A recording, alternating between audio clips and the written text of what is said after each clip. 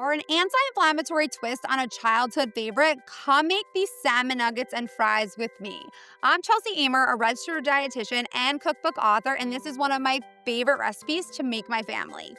Salmon is rich in anti-inflammatory omega-3 fatty acids, and potatoes are full of inflammation-busting nutrients like folate, vitamin C, and carotenoids.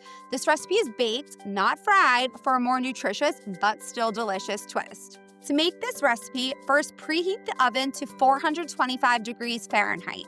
Line 2 baking sheets with foil and set aside. We'll make the fries first. Cut the potatoes into fry-like shapes and add to a large bowl. Toss in the avocado oil and season with kosher salt and freshly ground black pepper. Distribute on one of the baking sheets.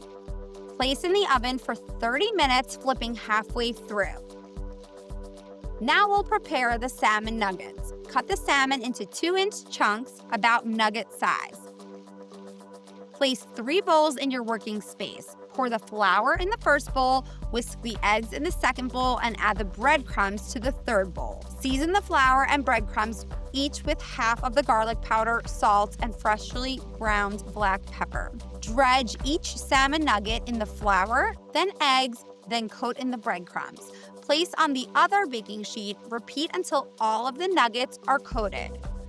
Bake for 12 minutes until golden brown and the salmon is cooked through. Pile the fries and nuggets on a plate and serve with your favorite dipping sauce. Make this meal even more satisfying by pairing with your favorite dipping sauce. I love honey mustard.